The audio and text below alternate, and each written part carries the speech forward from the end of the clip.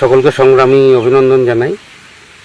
আপনারা ইতিমধ্যেই দেখেছেন যে আমরা পার্শ্ব শিক্ষক ঐক্য মঞ্চের পক্ষ থেকে একটা প্রতিনিধি দল আমরা মাননীয় শিক্ষামন্ত্রী দীপক বর্মন মহাশয়ের সঙ্গে আমরা সাক্ষাৎ করেছি এবং তার সঙ্গে বেশ কয়েকটি গুরুত্বপূর্ণ বিষয়ে আমরা আলোচনা করেছি এবং সেই আলোচনা যে একটা ফলপ্রসূ হয়েছে বা হতে চলেছে সেটাও আপনারা বুঝতে পেরেছেন। আমরা যে সমস্ত দাবি দাওয়াগুলো নিয়ে আলোচনা করেছি সেটাও আমরা সোশ্যাল মিডিয়ায় খানিকটা জানিয়েছি, পুরোটা জানাতে পারিনি। আর খুব রিসেন্ট আর একটা সমস্যা পার্শ্ব শিক্ষকদের মধ্যে তৈরি হয়েছিল, সেটা নিয়েও আমরা মাননীয় অর্থমন্ত্রীর কাছে আমরা চিঠি করেছি। সেটা হচ্ছে এই যে অন্নপূর্ণা যোজনা, এই অন্নপূর্ণা যোজনায় পার্শ্ব শিক্ষকদের যে পরিবার, সেই পরিবারদের নাম কেটে বাদ দিয়ে দেওয়া হচ্ছে। আশাকর্মী যারা এই কাজে যুক্ত রয়েছেন, যারা এই কাজটা করছেন, ভেরিফিকেশনের কাজ, তারা এই কাজটা করছেন। কালীগঞ্জে একটা ঘটনা ঘটেছে। এক ভদ্রলোক পার্শ্ব শিক্ষক, তার বাড়ির ফ্যামিলিতে তারা দুই ভাইয়েরই বউ রয়েছেন এবং মা বাবা রয়েছেন, তিনি রয়েছেন, তার মিসেস রয়েছেন। যেহেতু তিনি পার্শ্ব শিক্ষকতা করেন, ঠিক সে কারণেই তার বাড়ির সমস্ত মহিলাদের নাম কেটে বাদ দিয়ে দেওয়া হয়েছে। আমার জানা মতো নাকাশিপাড়া ব্লকেও নদিয়ার এই ঘটনা ঘটেছে। তো তার প্রেক্ষিতে আমরা মাননীয় অর্থমন্ত্রীর কাছে একটা চিঠি লিখেছি যে পার্শ্ব শিক্ষকদের পরিবারকে যেন এই বিষয়ে ছাড় দেওয়া হয়।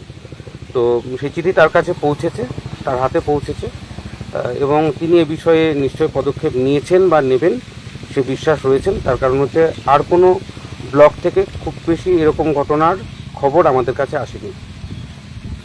বিষয় হচ্ছে এটা একটা পারিবারিক দ্বন্দ্ব বেঁধে যেতে পারে এরকম ঘটনা যদি ঘটে। আমাদের পার্শ্ব শিক্ষিকা যারা, তারা হয়তো নাও পেতে পারেন, একইজন দুটো ভাতা পেতে পারেন না, সেক্ষেত্রে হয়তো এটাকে খানিকটা মেনে নিলেও নিতে পারি। কিন্তু পার্শ্ব শিক্ষক বা শিক্ষিকাদের পরিবাররা পাবে না। একজন প্যারা টিচার বলে তার পরিবারের অন্য সদস্যরা সরকারি সুযোগ সুবিধা থেকে বঞ্চিত হবে, এটাকে মেনে নেওয়া যায় না। আর এই চিঠিটাই আমরা করেছি, এই চিঠিটা আমরা ইংরাজিতে লিখেছি। তার জন্য হয়তো অনেকের মাথার উপর দিয়ে বেরিয়ে গেছে, ফলে এটা নিয়ে অনেকেই একটা বিতর্ক স্বভাবজাত, তাদের অবশ্যই এটা সেই স্বভাবজাত বিতর্ক একটা তৈরি করার চেষ্টা করছেন। আমি তাদেরকে অনুরোধ করব চিঠিটা একটু ভালো করে পড়বেন, তাহলে আপনাদের মনের যে বিভ্রান্তি আছে সেটা কেটে যাবে। নেক্সট যে বিষয়টা আমরা মাননীয় শিক্ষামন্ত্রীর কাছে আমরা যে দাবি পেশ করেছি, তার মধ্যে পে স্কেল অবশ্যই রয়েছে এবং সেই পে স্কেল নিয়ে সরকারের যে মনোভাব সেটাও তিনি আমাদেরকে জানিয়েছেন। অতএব সেটা নিয়ে আমরা খুব বেশি দুশ্চিন্তাগ্রস্ত তা নয়।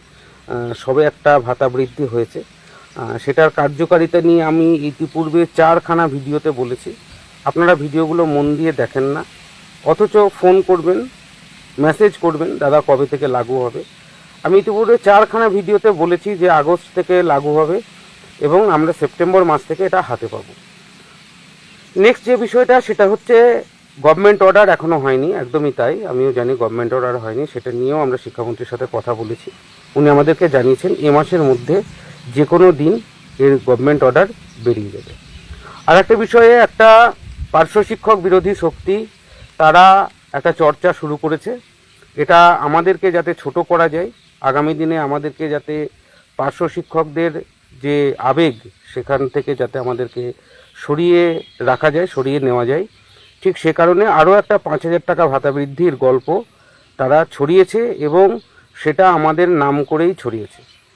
এরকম ধরনের কোনো ঘটনা ঘটেনি, এরকম কোনো আশ্বাস আমরা সরকারের কাছ থেকেও পাইনি, আমরাও এরকম কোনো দাবি করিনি। আমরা কোনো ভাতা বৃদ্ধির দাবি এই দিন শিক্ষামন্ত্রীর কাছে করিনি। আমরা যেটা করেছি সেটা হচ্ছে পে স্কেল আমাদের দিতে হবে এবং ইতিপূর্বে যেমন মাননীয় মুখ্যমন্ত্রীর কাছে 13টি রাজ্যের যে ভাতা বা পে স্কেল সেখানে যে সমস্ত রাজ্যগুলোতে আছে তার বেতনক্রমের তালিকা আমরা মুখ্যমন্ত্রীকেও তুলে দিয়েছি এবং এই মাননীয় শিক্ষামন্ত্রীর হাতেও সেটা দিয়েছি। তিনি সেটা যত্ন করে দেখেছেন এবং এক্ষেত্রে তার সাফ কথা যেটা মাননীয় মুখ্যমন্ত্রী এবং অর্থ দপ্তর এরা এই বিষয়টা দেখছেন।